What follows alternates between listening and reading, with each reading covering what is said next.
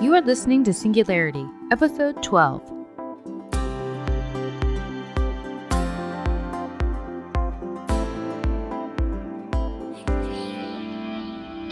Welcome, Miracle Makers. I am Angie, your host of Singularity, a podcast where we are not afraid to ask the questions that lead us to our truth. Each season, we'll be discussing our way through a different sacred or inspired text. Join us with Season 1 as we find our truths in A Course in Miracles, the advent or beginning of a great awakening. And just like the Course itself will tell you, this is but one version of the universal curriculum. There are many others, this one only differing in form. They all lead to God in the end.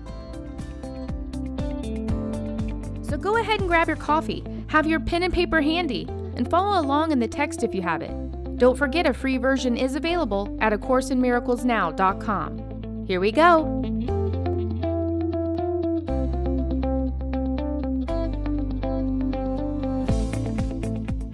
Hello, Miracle Makers. Welcome back to another episode of Singularity. We are on episode 12. Thank you for joining me today. Now, before we get into the text, I'm going to share a news clip with you from News E. Miracles happen all the time, but this one was caught on a security camera. Take a listen to this. This CCTV footage is making headlines. A little boy in Brazil run over by a car, but he seems unfazed. We want to warn you, this is a little shocking to watch. A speeding car slammed into a parked car, sending it flying and knocked them to the ground. Did you see how it rolled right over them? The little boy jumps right back up and checks on Grandma. Now she's like, what is happening? According to the Daily Mirror, the boy suffered just a few cuts and bruises on his face and stayed with the woman in the video, his 56-year-old grandmother, until an ambulance arrived. The boy is reportedly just 5 years old. He was taken to a hospital and tested because in the video, the car appears to run over his head. The Independent reports he was okay though and released the same day, and his grandmother was released the next day. She said she did see blood coming out of her grandson's nose and mouth at first and feared the worst, but again, doctors determined his wounds are just superficial. The Daily Mirror also quotes his grandmother as saying, "I feel as if we've been born again. It's a miracle we're still alive." The story is going viral, and many outlets, including CNN, agree it's amazing. Words like miracle are being used as the footage spreads across the internet. For Newsy, I'm Lauren Zima. If you haven't seen this footage, I recommend that you do. You must see it with your own eyes. When you do, notice how you feel when you're watching it. Does the visual of seeing something that goes against everything you thought possible freak you out a little bit? I know for me it did. I mean, I was obviously happy that the boy was okay, but to see something so miraculous like that happen right in front of my eyes, I had to take a minute to process that. Okay, let's talk about healing. Healing is a result of love extending itself through the miracle, and by receiving the atonement and act of love, it releases us from fear. The Course says that all healing is a release from fear. To be a miracle maker, we must remember fear isn't real and that our real state, or our true state, is pure love. In this first paragraph, sentence 3 and 4, it says, to speak of a miracle of healing is to combine two orders of reality inappropriately. Healing is not a miracle. When we say healing is a miracle, we're not seeing it correctly. And when we believe this, we are taking the reality of love and the illusion of fear, and we're putting the two together wrongly. What we're saying is something was wrong and needed to be corrected. Well, this is another way of saying that love was missing and fear was present. And in order to rid something of fear is saying that on some level it exists. The truth is healing is not a miracle. The reason why is because a healing never happened. When I first read this, I was like, what? But yeah, when I read it and I really studied this, I see what the Course is saying. It's saying that a healing never happened. And what really happened was the miracle simply reminded us there wasn't anything needing to be healed to begin with. Reminding us that love is always there and that fear is only an illusion. Fear becomes a clamp on the so-called umbilical cord that we have connecting us to our source and all the vital things that we need to be a whole healthy state. So fear clamps off our awareness of our truth. And we believe we are a body and we create from the body. This brings us to myth number 1. When the Course talks about magic, it's referring to this. Magic is the belief that the mind has no control over the body and that the body has creative abilities, when actually it's the other way around. The body cannot create. It is a tool to be used to create from, like a hammer doesn't build a house, the builder does. The same with this. The mind is the builder and the body is merely the tool. The worst we can do with our bodies is to not use them for their intended purpose, which is to experience learning. So all physical symptoms and illness stem from reversing this thinking. We do it in two ways. One, we think that the mind can miscreate within the body. And two, we think that the body could miscreate within the mind. And as a result of this thinking, sickness makes its way into our perception. The true reality is our bodies are not a creative source. Only the mind is capable of creating. The reason why is spirit has already been created, and we are spirit. And for this reason, our minds cannot create beyond themselves or beyond itself, because as spirit, we can only create within what has already been created. On to myth number 2. The body itself is incapable of learning. It is the mind always doing the learning through the experience within the body. Really, everything that happens in the mind or at the mind level first, but we get taken over by the idea that we are this body. The constant pull of the stimuli we experience from this physical world only makes us believe even more that it's real. This pulling from us the illusion of distance from our source. As a result, we feel more fear instead of love, so further and further we go into the separation. From this viewpoint, we relate even more as the body and not the mind. Okay, the third and final myth. The body is not capable of error, only the mind is. The body is set in motion and carries out the thoughts created in the mind, essentially a puppet to the mind. In the separate mentality, we forget that we are a mind and we believe we are a body instead. In these bodies, we believe we have to worry about ups and downs we experience that seem to be outside of our control. We view these ups and downs as levels and believe that what happens in one can directly affect us in another. We believe in these levels no matter how much pain we experience in them because they help feed our delusion. This allows for us to keep believing we do exist as an individual. This is what the text is referring to when it says undoing errors at all levels. The atonement does this by realigning us with our truth when we accept it. So to sum these up briefly, A, only the mind can create.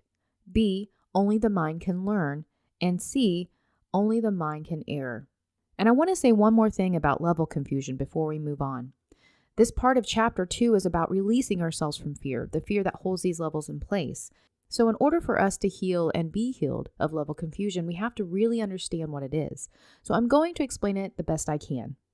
The Course tells us that the mind level is the only level there is. Level confusion is when the mind forgets this and thinks it exists within levels.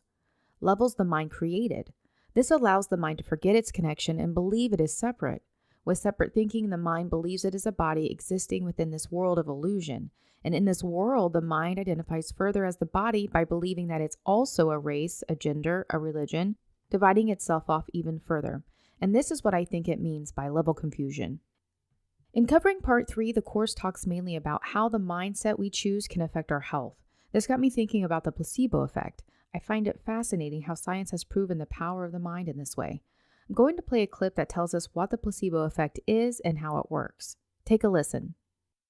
Now, you've all heard of the placebo effect before, when something with no known therapeutic value can actually make people feel better. It's a great trick our minds play on us, that by believing and expecting something to work, it actually does. Saying a placebo will reduce pain reduces pain, but saying that the same placebo will increase pain increases pain. Believing that a placebo will make you feel better will make you feel better. Believing that it won't has the opposite effect. Now, placebos aren't just pills. They can be creams, injections, surgeries, or drinks. But not all placebos are equal. The effect of the placebo is bigger when the pill itself is bigger. Or if you have 2 instead of 1. Or 2 once a day instead of 1 twice a day. And a capsule will usually beat a pill. And a syringe will usually beat a capsule. And anything with a big ass science machine can outperform any of them. A plain pill works worse than a branded one. A discounted pill works worse than a pricey one, and even a pill in a plain box does worse than one that's all shiny and shit. Placebos that are blue work best as downers, and placebos that are red are better as uppers. Studies have shown that people who take their meds on a regular basis are less likely to die than those that don't, even if those meds are all placebos. Now, remember that all of this is about comparing things that both have nothing medically effective in them, which goes to show that a placebo isn't about what's in it, but about the beliefs that we load onto it. Our minds create the medicine, and that is pretty freaking weird. This is incredible proof of how much power our minds have over our healing. The placebo effect scientifically proves how much say our mind can have over our physical ailments. I mean, it wouldn't make sense if it only worked part of the time or sometimes. You have to think that the capability is always there. It's just a matter of how to access it. Let's see what the Course has to say about this. Unlike the mind, the body doesn't have a choice. It must follow the instructions of the mind, just like a computer can only do what it's programmed to do. So if we desire one thing, but we believe another, the body is going to respond to our beliefs over our desires. Because to the body, our beliefs are like commands and desires are more like suggestions. So the upside is that this works in our favor when it's a positive belief, but when it's a negative belief about ourselves, the body responds just the same. If the body is experiencing an illness, that illness started at an emotional level of misthought first. Then it rippled out into the body and ultimately into a world where we believe that illness is possible. Now, this can get tricky because in order for us to accept healing, we have to experience it in a way that doesn't freak us out. In other words, in a way that we can believe possible with where our minds are at now. If you notice in the Bible, whenever an angel would present itself to someone, the first thing said was, "Fear not." You would think that experiencing a miracle like this would be exciting and awesome, but the crazy thing is when we experience the miraculous, it can be so overwhelming we can interpret it as fear. We have to be able to take it in or be able to process it in a way that our minds can handle. So when it comes to healing, sometimes we have to allow for outside things like aspirin to help us indirectly so that our fear doesn't get in the way of the miracle. It's so much easier for us to process the power coming from something outside of ourselves, because the idea of how great our potential really is scares the truth right out of us. So we have to find a buffer to believe in so that we aren't afraid of the healing. But what's happening when we take an aspirin for our headache is we are searching for something outside of ourselves from the physical world, which we know is incapable of creating, in the hopes that it can create something we are lacking. Believing the physical world could provide healing or that we could experience lack is just reinforcing our error in belief. The belief that something within the physical world would be capable of creating and that we could possibly lack, and that the mind has nothing to do with our healing. The Course isn't saying that taking something external is wrong, it's just saying it isn't what's healing us. What's healing us is our belief in the aspirin to take our headache away. That's what takes it away, not the aspirin. It's important for us to know that the whole point of the miracle is love and helping us reach our greatest potential with where we are now. The miracle isn't going to just hold off giving us one until we reach our greatest potential. I want to finish up by sharing with you some thoughts that have come to me in reading the Course.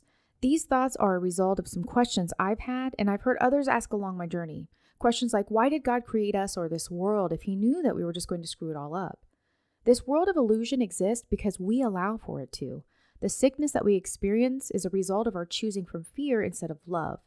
Fear and lack-based choices have become sickness to our minds, our bodies, and our planet. We are going against our inner knowing when we know that there's a better way. We struggle with the idea of letting go of this world as we know it because it has all the conveniences and the pleasure. We are as a whole, or a sonship, starting to remember, or asking about a better way. We are moving in the direction of love. But this world is our creation, not God's. And God isn't swooping in to save us because, for one, there isn't anything to save us from. We know all of this is not our true reality. But two, we use our free will to create from the mindset of fear, making all of this a possible experience. This fear that has trapped us here must be corrected within the levels it was thought possible. And that level was created within our mind. So to undo this, we must choose love and right-mindedness instead. And since we have free will, this is our choice to make. God cannot choose for us. Until all of us fully accept the atonement and remember this, we will continue to exist and perceive from fear. When the Course talks about God depending on us, it's meaning God is putting his trust into his love and his creations, which is us, the sonship, or the whole of us, to eventually figure this out for ourselves. And the moment we all do this, this world of illusion will no longer be needed. That wraps up this episode. The thoughts I share in each podcast are my best interpretation of what resonated as truth for me. I love sharing them with you, but my intention is to evoke your own thoughts that will make rise within your awareness your own truth. Thank you for being a part of my journey and for allowing me to be a part of yours. With your coffee still warm and your notes fresh, take some time to go inward. Align yourself daily with your truth and take it with you into every experience. Until next time, keep shining.